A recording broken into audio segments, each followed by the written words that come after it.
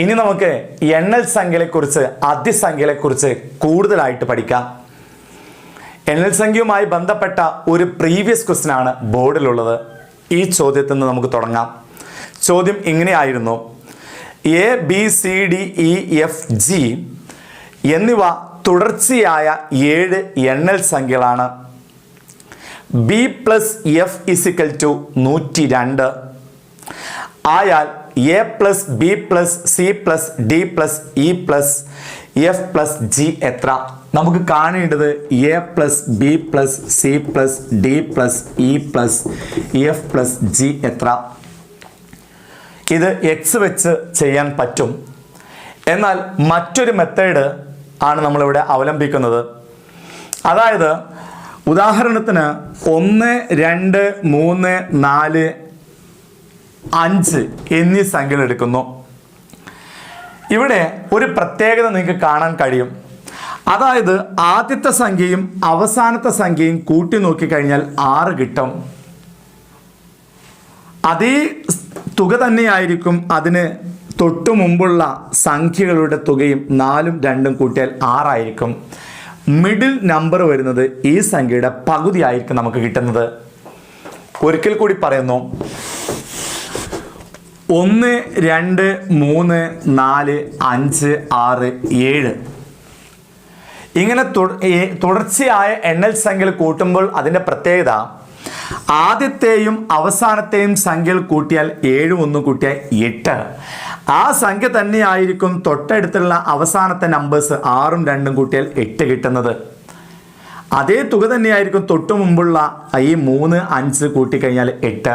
നടുക്ക് വരുന്ന സംഖ്യ ഈ 8ൻ്റെ പകുതി ആയിരിക്കും കിട്ടുന്നത്. ഈ ഒരു പ്രത്യേകത മനസ്സിലാക്കി എണ്ണൽ സംഖ്യകളുടെ തുക കണ്ടെത്തിയ വ്യക്തിയാണ് നമ്മൾ നേരത്തെ പറഞ്ഞ കാൾ ഫ്രെഡറിക് ഗോസ്. അദ്ദേഹമാണ് എണ്ണൽ സംഖ്യയുടെ തുക കാണാനുള്ള സമവാക്യമായ n×n+1/2 എന്ന സമവാക്യം ഈ ഒരു മെത്തേഡിലൂടെ മെനഞ്ഞെടുത്തത്. അപ്പോൾ ഈ മാർഗത്തിലൂടെ ആണ് നമ്മൾ ഈ കണക്ക് ചെയ്യാൻ പോകുന്നത്.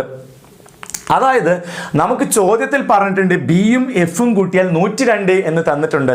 ഇവ തുടർച്ചയായ 7 എണ്ണൽ സംഖ്യകളാണ് എന്നും പറഞ്ഞിട്ടുണ്ട്. ഇവിടെ ബിയും എഫും കൂട്ടിയാൽ 102. അപ്പോൾ ഈ ബിയും എഫും കൂട്ടിയാൽ നമുക്ക് 102 എന്ന് കിട്ടിയിട്ടുണ്ടെങ്കിൽ നമുക്ക് പറയാം എയും ജിയും കൂട്ടിക്കഴിഞ്ഞാലും 102 ആയിരിക്കും കിട്ടുന്നത്. അതുപോലെ തന്നെ സിയും ഇയും കൂട്ടിക്കഴിഞ്ഞാലും 102 തന്നെയായിരിക്കും കിട്ടുന്നത്. നമുക്കറിയാം നടുക്ക് വരുന്ന സംഖ്യ എന്ന് പറയുന്നത് ഇതിൻ്റെ പകുതി ആയിരിക്കും. അപ്പോൾ ഇവിടെ ഡിയുടെ വാല്യൂ എന്ന് പറയുന്നത് 102ൻ്റെ പകുതി 51 ആയിരിക്കും. ഇതെല്ലാം കൂട്ടുന്നതാണ് നമ്മുടെ ഉത്തരം എന്ന് പറയുന്നത്. അപ്പോൾ നമുക്ക് കൂട്ടാം 2, 4, 6, 1, 7. ഇവിടെ നമുക്ക് 5 വരുന്നുണ്ട്. 1, 2, 3 357 ആണ്. ഇതെല്ലാം കൂടെ കൂട്ടിയാൽ നമുക്ക് കിട്ടുന്നത്. ഇനി നമുക്ക് എണ്ണൽ സംഖ്യയുടെ തുക കാണേണ്ടത് എങ്ങനെയെന്നുള്ളതാണ്. നേരത്തെ പറഞ്ഞു എണ്ണൽ സംഖ്യയുടെ തുക കാണാനുള്ള സമവാക്യം കണ്ടുപിടിച്ചത് കാൾ ഫ്രെഡറിക് ഗോസ് എന്ന ശാസ്ത്രജ്ഞനാണ്. അദ്ദേഹത്തെയാണ് ഗണിതശാസ്ത്രത്തിൻ്റെ രാജകുമാരൻ എന്ന് വിശേഷിപ്പിക്കപ്പെടുന്നത്. അദ്ദേഹമാണ് ഗണിതശാസ്ത്രത്തിൻ്റെ ശാസ്ത്രങ്ങളുടെ റാണിയാണ് ഗണിതശാസ്ത്രം എന്നും ഗണിതശാസ്ത്രത്തിൻ്റെ റാണിയാണ് അങ്കഗണിതം അല്ലെങ്കിൽ അരിതമെറ്റിക് എന്ന പ്രസ്താവനകൾ നടത്തിയതും ഈ കാൾ ഫ്രെഡറിക് ഗോസ് തന്നെയാണ്. മറ്റൊരു പ്രീവിയസ് ക്വസ്റ്റ്യൻ ആണ്: 50നും 100നും ഇടയിൽ എത്ര എണ്ണൽ സംഖ്യകളുണ്ട്? ഓക്കെ, അപ്പോൾ ചോദ്യം വന്നിരിക്കുന്നത് 50നും 100നും ഇടയിൽ എത്ര എണ്ണൽ സംഖ്യകൾ ഉണ്ട് എന്നതാണ്. അപ്പോൾ ഇവിടെ ഓപ്ഷനിലുള്ള ആൻസർ 49, 50, 51, 48 ഇവയാണ് ആൻസർ ആയിട്ട് വരുന്നത്. അപ്പോൾ ചോദ്യം വന്നിരിക്കുന്നത് 50നും 100നും ഇടയിലുള്ള എണ്ണൽ സംഖ്യകളുടെ എണ്ണമാണ്. പെട്ടെന്ന് ഒരു കുട്ടി ചെയ്ത് നോക്കുന്നത് 100ൽ നിന്ന് 50 കുറച്ചാൽ 50 എന്ന് കിട്ടും. ആ 50 ഓപ്ഷനിലും കാണും. ഓക്കെ, അപ്പോൾ എങ്ങനെയാണ് എഴുതേണ്ടതെന്ന് നോക്കാം. അതായത് ചോദ്യം പറഞ്ഞിരിക്കുന്നത് 50നും 100നും ഇടയിലുള്ള എണ്ണൽ സംഖ്യകളുടെ എണ്ണമാണ്. 50നും 100നും ഇടയിൽ എന്ന് പറയുമ്പോൾ 50ഉം 100ഉം എടുക്കാൻ പാടില്ല. അതിൻ്റെ ഇടയിലുള്ള സംഖ്യകളാണ് നമുക്ക് വേണ്ടത്. നിങ്ങൾക്ക് മനസ്സിലാക്കുന്നതിന് വേണ്ടി ചെറിയ ഉദാഹരണം പറഞ്ഞ് നമുക്ക് പരിചയപ്പെടാം. ഉദാഹരണത്തിന് 2, 3, 4, 5. ചോദ്യം ഇങ്ങനെയാണ്: 2നും 5നും ഇടയിലുള്ള ഇടയിലുള്ള എണ്ണൽ സംഖ്യകളുടെ എണ്ണം എത്ര എന്നാണ് ചോദ്യം. 2നും 5നും ഇടയിൽ എന്ന് പറയുമ്പോൾ 5ഉം എടുക്കാൻ പാടില്ല, 2ഉം എടുക്കാൻ പാടില്ല. അതിന് ഇടയിലുള്ള സംഖ്യകൾ എത്ര എന്നതാണ് ചോദ്യം. ഓക്കെ ആണല്ലോ. ഇത്തരം ചോദ്യം വരുമ്പോൾ നമ്മൾ ചെയ്യേണ്ടത് 5 എടുക്കാൻ പാടില്ലല്ലോ. 5ന്റെ തൊട്ട് മുമ്പുള്ള സംഖ്യ എത്രയാ? 4. ആ 4ൽ നിന്ന് നമുക്ക് 2 വരെ മൈനസ് ചെയ്താൽ മതി. കാര്യം എന്താ? 2 ഉൾപ്പെടാൻ പാടില്ല. അപ്പം 4ൽ നിന്ന് 2 കുറച്ച് നമുക്ക് 2 എന്ന് കിട്ടും. ഓക്കെ ആണല്ലോ. അപ്പം ഇതിൻ്റെ ഇടയിലുള്ള സംഖ്യകൾ 2. ഒരു ഉദാഹരണം കൂടി പറയുന്നു. 30നും 70നും ഇടയിലുള്ള എണ്ണൽ സംഖ്യകളുടെ എണ്ണം എത്ര? എന്താ ചോദ്യം? 30നും 70നും ഇടയിലുള്ള എണ്ണൽ സംഖ്യയുടെ എണ്ണം എത്ര എന്ന് ചോദിച്ചാൽ നമ്മൾ മനസ്സിലാക്കേണ്ടത് 70ഉം പാടില്ല, 30ഉം പാടില്ല. അതിൻ്റെ ഇടയിൽ എത്ര സംഖ്യകളുണ്ട് എന്നാ ചോദിച്ചത്. അതിൽ ഏത് പെടാൻ പാടില്ല? 30ഉം 70ഉം ഉൾപ്പെടാൻ പാടില്ല. എന്ത് ചെയ്യണം? 70 ഉൾപ്പെടാൻ പാടില്ല. അപ്പോൾ 70ന്റെ തൊട്ട് മുമ്പുള്ള സംഖ്യ 69ൽ നിന്നും 30 വരെയുള്ള നമ്പർ മൈനസ് ചെയ്താൽ മതി. കാരണം നമുക്ക് 30 വേണ്ട. അതുകൊണ്ട് 30 വരെ മൈനസ് ചെയ്യാം. അപ്പോൾ 69ൽ നിന്ന് 30 കുറച്ച് കഴിഞ്ഞാൽ നമുക്ക് 39 എന്ന് ഉത്തരം കിട്ടുന്നു. മനസ്സിലായി എന്ന് വിചാരിക്കുന്നു. ഓക്കെ. അപ്പോൾ ഒരു എക്സാമിന് ചോദിച്ചൊരു ക്വസ്റ്റ്യൻ ആണ് 50നും 100നും ഇടയിലുള്ള എണ്ണൽ സംഖ്യകളുടെ എണ്ണം എത്ര, അല്ലെങ്കിൽ എത്ര എണ്ണൽ സംഖ്യകളുണ്ട്? എന്ത് ചെയ്യണം? നമുക്കറിയാം 50നും 100നും ഇടയിൽ എന്ന് പറയുന്നതുകൊണ്ട് ആ അറ്റത്തുള്ള 2 സംഖ്യകൾ എടുക്കാൻ പാടില്ല. ഓക്കെ. അപ്പോൾ നമ്മൾ ചെയ്യേണ്ടത് 50ന് തൊട്ട് മുമ്പുള്ള സംഖ്യ നോക്കി, 100ന് തൊട്ട് മുമ്പുള്ള സംഖ്യ എത്രയാണ്? 99 ആണ്. ആ 99ൽ നിന്ന് ഏത് വരെ മൈനസ് ചെയ്യണം? 50 വരെ നമ്മൾ മൈനസ് ചെയ്യണം. അപ്പൊ 99ൽ നിന്ന് 50 മൈനസ് ചെയ്ത് കഴിഞ്ഞാൽ 9, 9 5 പോയാൽ 4. അപ്പൊ ഉത്തരം കിട്ടുന്നത് 49 എന്നാണ്. ഓക്കെ ആണല്ലോ. ഇനി മറ്റൊരു ചോദ്യം കൂടി നമുക്ക് പരിചയപ്പെടേണ്ടതായിട്ടുണ്ട്. അടുത്ത ക്വസ്റ്റ്യൻ ഇങ്ങനെയാണ്: 50 മുതൽ 100 വരെ എത്ര എണ്ണൽ സംഖ്യകളുണ്ട്? അപ്പോൾ ഇവിടെ ചോദിച്ചിരിക്കുന്നത് 50 മുതൽ 100 വരെ.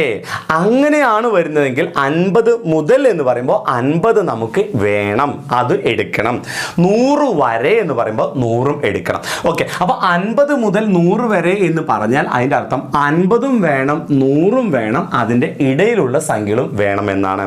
ഓക്കെ. അപ്പോൾ 50 മുതൽ 100 വരെ എത്ര എണ്ണൽ സംഖ്യകളുണ്ട് എന്നാണ് ചോദിച്ചിരിക്കുന്നത്. നമുക്ക് ഉദാഹരണത്തിൽ നിന്ന് തന്നെ തുടങ്ങാം. ഉദാഹരണം 2, 3, 4, 5. ഓക്കെ. ചോദ്യം എന്താണ്? 2 മുതൽ 5 വരെ എത്ര എണ്ണൽ സംഖ്യകളുണ്ട് എന്നാണ് ചോദ്യം. ചെയ്യേണ്ടത് എന്താണ്? നമുക്ക് 5ഉം എടുക്കണം, 2ഉം വേണം, അതിൻ്റെ ഇടയിലുള്ള നമ്പറും വേണം. അപ്പം നമ്മൾ ചെയ്യേണ്ടത് 5ൽ നിന്ന് 2 കുറക്കാൻ പാടില്ല. കാര്യം എന്താ? 2 നമുക്ക് വേണം. 2 മുതൽ എന്ന് പറഞ്ഞാൽ 2 നമുക്ക് എടുക്കണം. അതുകൊണ്ട് 5ൽ നിന്ന് 2ന്റെ തൊട്ട് മുമ്പുള്ള 1 വരെയുള്ള സംഖ്യകളാണ് കുറയ്ക്കേണ്ടത്. അപ്പോൾ 5ൽ നിന്ന് 1 കുറച്ചാൽ 4. ഉത്തരം 4. 1 2 3 4. നിങ്ങൾക്ക് മനസ്സിലായി എന്ന് വിചാരിക്കുന്നു. ഞാൻ മറ്റൊരു ക്വസ്റ്റ്യൻ പറയുന്നു. 20 മുതൽ 70 വരെ എത്ര എണ്ണൽ സംഖ്യകളുണ്ട് എന്നാണ് ചോദ്യം. എന്താ ചോദ്യം? 20 മുതൽ 70 വരെ എത്ര എണ്ണൽ സംഖ്യകളുണ്ടെന്ന് ചോദിച്ചാൽ നമ്മൾ ചെയ്യേണ്ടത് 70ൽ നിന്ന് 20 കുറയ്ക്കാൻ പാടില്ല. എന്തുകൊണ്ട്? 20 മുതൽ എന്ന് പറഞ്ഞാൽ 20 നമുക്ക് അതിൽ ഉൾപ്പെടുന്നു. ഓക്കെ അല്ലേ? അപ്പോൾ കുറയ്ക്കേണ്ട സംഖ്യ എന്താ? 70ൽ നിന്ന് 20ന്റെ തൊട്ട് മുമ്പുള്ളവരെ 19 ആണ് നമുക്ക് കുറയ്ക്കാനുള്ളത്.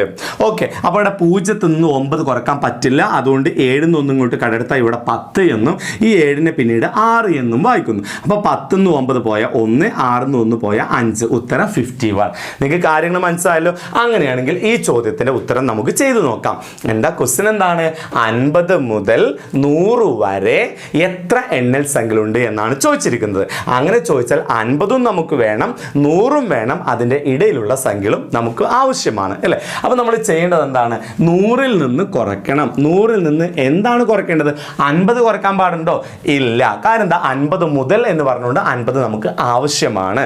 അതുകൊണ്ട് 50ന് തൊട്ട് മുമ്പുള്ള 49 വരെയുള്ള സംഖ്യകളാണ് മൈനസ് ചെയ്യേണ്ടത്.